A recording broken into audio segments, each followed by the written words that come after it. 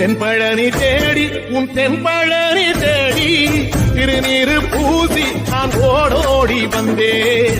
திருநீரு பூசி நான் ஓடோடி வந்தேன். ஒவ்வொரு மாசம் உன் திருக்கோயில் முன்னே உற்சவம் காண உன் படியேறி வந்தேன். உற்சவம் காண உன் படியேறி வந்தேன். குமரேசா முருகேசா தங்கரதம் ஏறி வந்து நீ எட்டி பாறையா சண்முகா.